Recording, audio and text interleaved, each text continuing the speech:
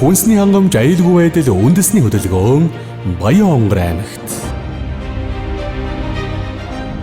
Монгол Улсын ерөнхийлөгч хүнсний хангамж аюулгүй байдалд онцгой анхаарч өнгөрсөн 5 дугаар сард Монгол Улсын үндэсний аюулгүй байдлын зөвлөлийг хуралдуулж зөвлөмж гарган Улсын хурлын чуулганы нэгдсэн чуулганд дэлгэрэнгүй мэдээлэл хийж улс орон даяар хүнсний хувьсгал эхлүүлсэн.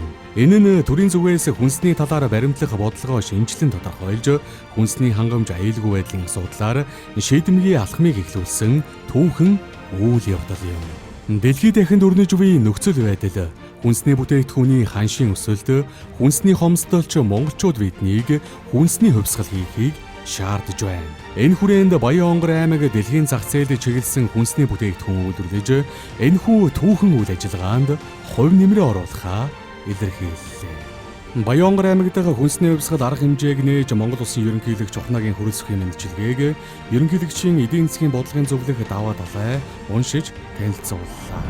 Монгол Улсын ерөнхийлөгч Хүү амынхаа хүнсний хангамж аюулгүй байдалд онцгой анхаарч доктортой хөгжлийн зорилготой уялдуулсан хүнсний хувьсгал үндэсний хөдөлгөөнийг санаачлан улсын хэмжээнд өрнүүлж өгөх таах мэднэ.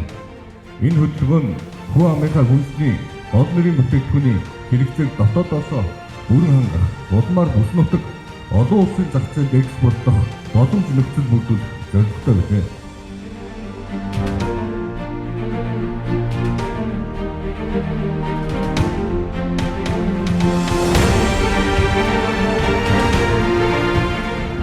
Монгол Улсын ерөнхийлөгчийн санаачилсан энэ хүнсний эрүүл ахуйн асуудал бол өнөөдөр хөдөө орон нутагт бол хамгийн тулгымдсан асуудал. Цаг үеэ олсон одоо энэ хүндсэн асуудал гэж бид хөлсөж байгаа. Нэг бодлоготойгоор ингэж явах юм бол бид нар үр дүнд хүрэх болцоо байгаа. Биднэрт өргөн дэлгэр газар нутаг байна. Дээрээс нь бас одоо үржил шимтэй одоо хөрс байна. Тэгэхээр энийг ашиглаад бид нар хүнсний эрүүл ахуйн хувьсгалыг бол одоо хийх нь маш чухал юм аа. Тэгээд одоо энэхүү ажлыг бид ерөнхийлөгчийн ажлыг Баян онгорчууд бид бүгдөө дэмжиж байна. Орон нутгад ажиллаж байгаа явцад хүнсний хангамжийн асуудал нэлээд одоо том асуудал болжээ. Ягаад гэвэл бид олон жил импортын хараатай одоо явж ирсэн байна. Орон нутгийн одоо хүнсний үйлдвэрүүд одоо ихэнх нь одоо томоохон үйлдвэрүүд одоо байхгүй.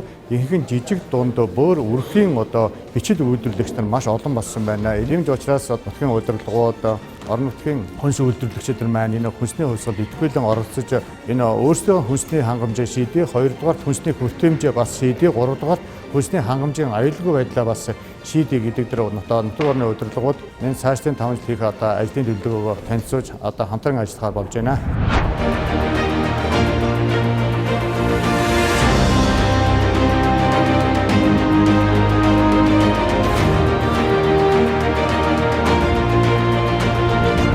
Орон нутагт тохирсон хөдөлгөөний хүрээнд энэ тодорхой төлөвлөгөөнүүд гаргаж бас нарийн хилцэх шаардлагатай байна. Ялангуяа олон төрлийн асуудлуудыг үйлдвэрлэгч, баялаг бүтээгчид маань хэлж байна. Тэгэхээр энэ дээр бас одоо холбогдох байгууллагууд бол анхаарч ажиллах нь зүйтэй юм байна гэж харж байна. Хацаагүй нөхцөл байдал бий болсон тохиолдолд бид нар одоо импортыг орлох хүнсний бүтээгдэхүүнийг дотооддоо үйлдвэрлэхийг хичээх хэрэгтэй. Хоёрдугаарт нь бол энэ хөдөлгөөн өрнүүлээд хөдөлгөөн дээр үндэслээд Монгол Улсын их хурлын урлаас 36 дахь тогтоолыг баталсан. Тэгэхээр энэ бол 5 жилийн хугацаанд одоо тодорхой хэмжээний 1.7 их найдын төсөвтөөгөөр бид нар одоо энэ үйл ажиллагаа хэрэгжүүлнэ. Гэхдээ энэ үйл ажиллагаа хэрэгжүүлэхэд ганцхан төр ганцаараа хийн гэж ойлгож болохгүй. Энэ бүх нийтийн одоо оролцоо чухал. Баян онгор аймаг нь мах сүүн бүтээгдэхүүний хэрэгцээгээ 100% хангадаг. Харин улаан буудай болон гурилын хэрэгцээгээ бусад аймаг орон нутгаас хангаж байна. Мөн хүн амын нэгтршил багтай тул томоохон хүнсний үйлдвэр үйл ажиллагаа явуулахад хүндрэлтэй байна. Нийслэл Улаанбаатар хот руу нийлүүлэхэд тээврийн зардал нэмэгдэж үнд нөлөөлдөг тул бүтээгдэхүүнээ борлуулж чаддаггүй. Иймд нутгийн удирдлагууд гадны улс руу чиглэсэн экспортын бүтээгдэхүүн бий болгоход анхаарч байна. За тэгэхээр Монгол Улсын ерөнхийлөгчийн санаачлан хөшөөж байгаа энэ хүнсний хувьсгал үндэсний хөдөлгөөн бол маш ач холбогдолтой гэж ингэж ойлгож байгаа. Тэгэхээр хүнсний асуудал дээр бид сүүлийн 30 жил их бодлого муутай явсан гэж ингэж ойлгож байна. Ерөн зүгээр одоо энэ саяны илтгэлүүдээ сонсоход бол их сайхан санаанууд байна. Бид урд исэн үр дүн байж мэдлээ, одоо байгаа төвшөнгөөж мэдлээ. Ерөн цаашд яахагаач бас тодорхойлох хэрэгтэй байна. Манай Монгол улс чинь ер нь үндэсний эко бүтээгдэхүүнийхээ хувьд дэлхийд номер 1-т явж байна шүү дээ. Бид энийг ерөөсөө өөрсдөө мэддэггүй. Энэ санаачлал бол одоо манай иргэд болон манай одоо хамтран бас манай аймгийн хамтран бас сайн нар хүлээж авч байна.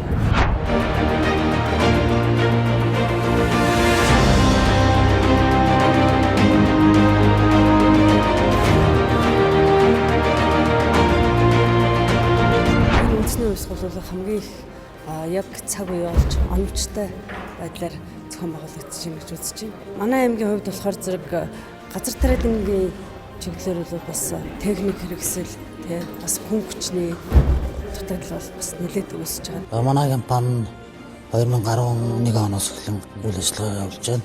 Баянгар аймагт одоо дуулах нэртэй нэрийн бүтээгдэхүүнээр одоо шоколадтай болон чипсэн харуулын үйлдвэрлэл эрхэлж байна да.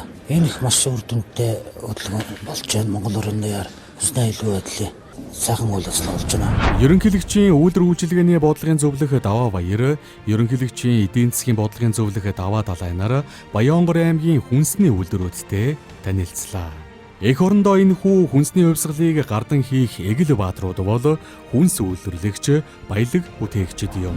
Үйлдвэрүүд бас ийм зах зээлийн багтаамжаа буруу тооцсон, борлуулалт байхгүй, хүн амын нягчил баг гэдэг утгаараа ингээд тээврийн зардалтайгаа хавсраад ийм нэлээ хүндхэн нөхцөл байдалд бас учирдаг юм байна. Бид нэр цаашдаа энэ хөдөлгөөнийг амжилттай хэрэгжүүлэхэд бол аймаг болгон тохирсон төлөвлөгөө тооцоогоо маш сайн уялдуулах шаардлагатай гэдэг харагдаж байна. Энэ хүнсний хувьсгал гэдэг болохоор ерөөсөө л орон нутгийн үйлдвэрүүдэд төлхөөс амт дэмжижсэн. Тэрэн дээр нь болохоор одоо тэр тогтцолгаанаа ярьж байна.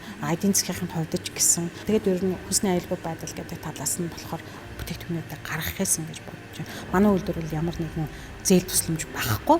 Тэгэнгүүтээ үнэхээр одоо яг ингээд энэ юм дээр зээл тусламжтай байх юм бол биднес бас зээл авмаар л байна. Ийм юм дээр орон нутаг өөрөө тэрэн дээр аягүй төлхөөс анхаарч ажилласаа гэж би хувьдаа боддог. Энэ үнэхээр хэрэгжээд гэх юм бол энэ залуу хүмүүсийг л дамаа. Яг юм хийх гээд байгаа биш, хийж байгаа. Одоо хийцэн байгаа хүмүүсийг л одоо сайн дэмжмээр байгаа. Тэрнээс л одоо энэ өндгийг бол одоо борлуулалт байхгүй яана одоо ингэмэрэн тэгмэрэн гэсэн байдгүй ш. Аймаг орон нутгаа одоо бид нар зөвхөн 3-4% л хангаж байгаа.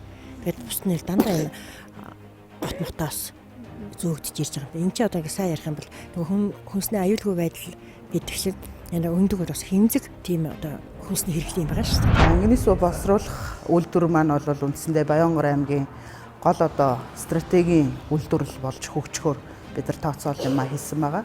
За тэгээ ангинису боловсруулах үйлдвэр маань хуурайшуулах юм одоо үйлдвэр байна. Хуурайшуулсан бүтээгдэхүүнээ гадаад болоод дотоодын зах зээлд борлуулахаар ингэж тооцоолж байгаа.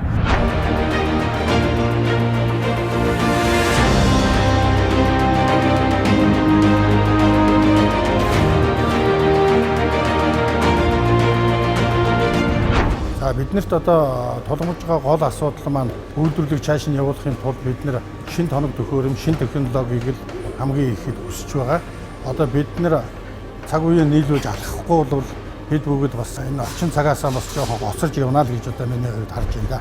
Манай тарлан болохоор Баянгар аймагта номер 1 сургуулийн төгсөөд 2009 оноос хойш ажиллаж байгаа. Энэ үйлдвэртэй ажиллахад надад хүндрэл бэрхшээлт юм байхгүй.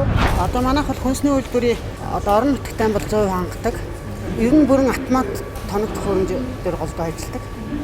Одоо ерөөсөө гар аргаар бол ажилладаг юм байхгүй. Баянгар аймагт бол маш олон одоо ажлыг одоо хийгээд явж байгаа. Цаашдаа энэ хүнсний хувьсгалын хүрээнд 5 жилийн хугацаанд энэ үйлдвэрүүдэд яаж дэмжих вэ? Яаж одоо жижиг одоо аж ахуйн нэгж стартапууд болон өрхийн үйлдвэрлэгчдээ яаж бойжуулж одоо жижиг дунд аж ахуйн болох вэ? Жижиг дунд аж ахуйн нэгжүүдэд яаж томруулж аймгийн хэмжээнд болон сумын хэмжээнд бүрэн хангаад улсын хэмжээнд бас тодорхой хэмжээний хувь нэмрээ оруулдаг ийм томоохон төлөвлөлтийг танилцуулж байна. Мөн Баянгар аймгийн нутгийн удирдлагуудын хамт ажлын хэсгийн гишүүд зайсан толгой дээр гарч орон нутагт тулгамдж буй асуудал болон цаашид хийж хэрэгжүүлэх ажлын талаар ярилцлаа. Шин сүнслэлийн устгагчид тэнд үнэгүй газар өгөх гэж. Тэнд дид утсан шийдэгдсэн. Тэгэхээр 50 сая төгрөгтэй хүн очих юм бол шал өөр амьдрах гашаа орчин бүрдүүлнэ шүү дээ, тийм ээ. Энэ бодлогыг бол бид нар хамгийн одоо зөв гэж үзэж байгаа. Тэгээд дээрээс нь Баянгар аймаг усан цахилгаан станцын зураг хийгээд дуусчихэ.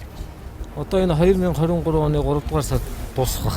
Хүнсний тухай хуульд аймаг орон нутгийн хүнсний хангамж, аюулгүй байдлыг хангаж ажиллахыг нутгийн удирдлагад үүрэг болгосон байдаг. Иймд Баянгор аймгийн удирдлагууд бодлого шийдвэртэй дээрх агуулгыг тусгаж иргэдийнхээ эрүүл аюулгүй байдлыг ханган ажиллахаа илэрхийллээ.